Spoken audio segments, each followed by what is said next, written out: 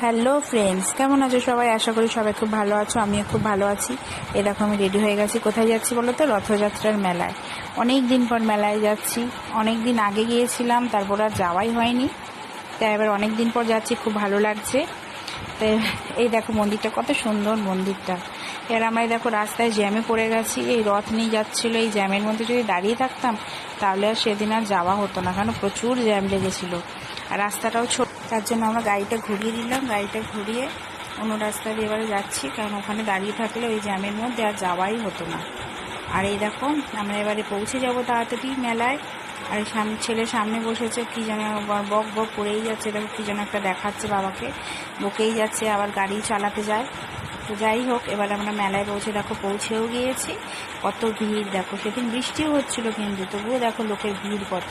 কেন সবাই মেলা দেখতে, সবসময় তার মেলা হয় না, মাঝে মধ্যে হয়। তাই বৃষ্টি হোক যাই হোক, মানুষে একটা কিছু আনন্দ দিয়ে হলেই মানুষে সেখানে যায়। তাই দেখো এবার আমরা প্রণাম করব। আর এই গাছটা দেখো কত সুন্দর। আমি তো ফার্স্টে ভেবেছিলাম বোধহয় ফুল, তারপর দেখছি যে না, লাইটিং। এত সুন্দর লাইটিংটা করেছিল না, মানে খুবই সুন্দর লাগছিলো। আমি ওই গাছটার দিকে বারে ভিডিও করছি, তোমাদের থেকে দেখাবো বলেই। দেখো কত সুন্দর লাগছে। এবার ছেলে বারে দেখছে এদিক ওদিক, এত ভিড় কেন, কি হচ্ছেটা কি এখানে। তো তারপরে আমরা এবার চলো প্রণাম করবো। প্রণাম করে এবার মেলার ভিতরে যাব। এ দেখো এসছি, কত দোকান দেখো। কি কিনবো না কিনবো ভেবেই পাচ্ছিলাম না, কোন দোকানে ফার্স্টে যাবো। এই দোকান না ওই দোকানে। দেখো ছেলে আর মেয়ে বাবার হাত ধরে যাচ্ছে, ওরা তো খালি এটা ওটা দেখছে কি কিনবো।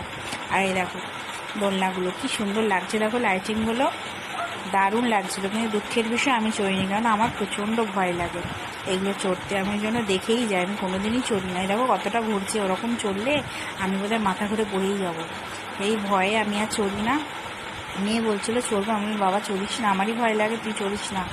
তো তারপরে এইটাই চড়লো, কিন্তু এটাতেও পুরো চড়েনি। কিন্তু এটাও মাঝ রাস্তায় বলেছে যে আর চড়বো না, পুরো তার আগেই নেমে পড়েছে, টাইম শেষ হওয়ার আগেই ও নেমে পড়েছে। কারণ ঠিক আছে। আর দেখো ছেলে দেখো দিদির সাথে যাবে বলে এ করছে, কেউ বসায়নি। ও তো এখনও সেরকম হয়নি, যদি পড়ে ধরে যায় সেই ভয় আমি আর বসাইনি। আর দেখো মেলার বেশ দেখা শেষের পথে এমনি পাপড়ি চাট খাচ্ছে। পাপড়ি চাটটা সেরকম বাজে হয়েছিল, আমি আর খাইনি ওর জন্য। আর মেলায় আমি সেরকম একটা কিছু খাইও না। এবার আমরা বাড়ির দিকে যাব, কারণ মেয়ের পরীক্ষা আছে, তার জন্য তাড়াতাড়ি মেলাটা ঘুরে আমরা বাড়ির দিকে চলে এসেছিলাম। চলো আবার দেখা হবে, টাটা, সবাই ভালো থেকো।